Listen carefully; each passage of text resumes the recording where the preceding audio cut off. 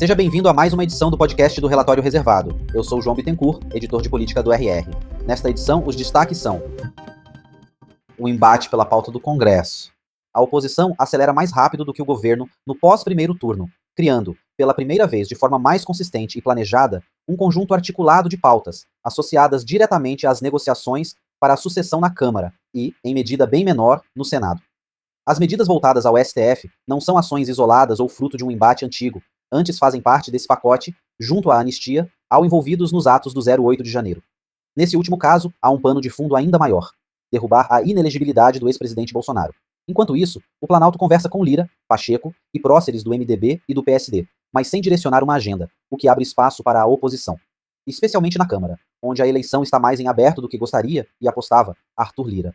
O cenário pode se tornar ainda mais difícil para o governo se não houver um horizonte claro em relação às emendas parlamentares. Até o momento, não somente inexiste um acordo com o STF sobre os novos formatos que garantam transparência, como as propostas apresentadas foram recusadas pelo ministro Flávio Dino.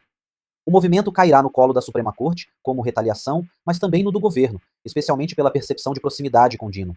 Trata-se de um cenário apenas negativo? Não. Por mais que os deputados reajam, a possibilidade de barrar as emendas continuará na mão do STF e causará enorme incômodo.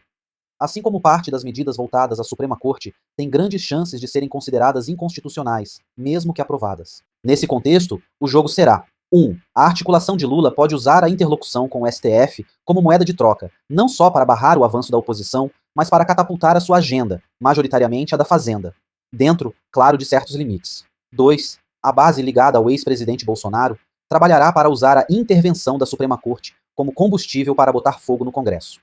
Não interessa ao conjunto de deputados, e ao Centrão, uma guerra frontal, que vai gerar polêmicas e ameaças. No entanto, somando-se os ressentimentos com a instituição à percepção de força que emana das urnas, assim como a de que a esquerda tem pouca capacidade de mobilização social, o cenário é plausível.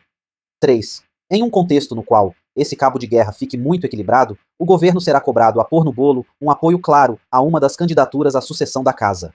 O movimento poderia sim ter muito efeito, mas assumir esse nível de risco já significaria dar um cavalo de pau em todos os planos de Lula. E se desse errado, atrapalharia pesadamente todo o restante do seu mandato. Inflação nos Estados Unidos e comércio no Brasil. A desaceleração no IPC anualizado de setembro nos Estados Unidos, 2,4% frente a 2,5% em agosto, evita que volte a crescer a preocupação com o tema, e o desgaste do Fed pelo recuo de 0,5 pontos percentuais na taxa de juros. Ao mesmo tempo, ao vir acima do previsto, 2,3%, manterá o diagnóstico de que há focos importantes de resistência e o movimento de baixa precisa ser cauteloso. O índice de preços ao produtor de setembro, previsto para essa sexta, trará novos dados para a equação.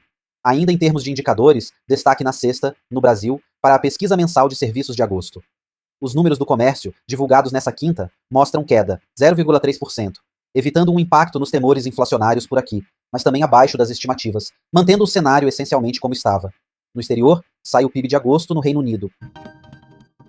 Começa o segundo turno. As primeiras pesquisas do segundo turno trazem boas notícias para Lula em Belo Horizonte, com o atual prefeito Fuad Noman em primeiro, e um cenário muito ruim em São Paulo, com Boulos quase 20 pontos atrás de Nunes. Em São Paulo, a questão será até onde Lula pretende se envolver, especialmente se Bolsonaro não atuar como cabo eleitoral do prefeito. Já em Belo Horizonte é o inverso. Fuad vai querer o selo de Lula em uma disputa na qual pode ter mais benefícios sem nacionalizar o debate? A voz que você ouviu nesse podcast foi gerada por inteligência artificial, mas todo o conteúdo escrito foi produzido por jornalistas do Relatório Reservado.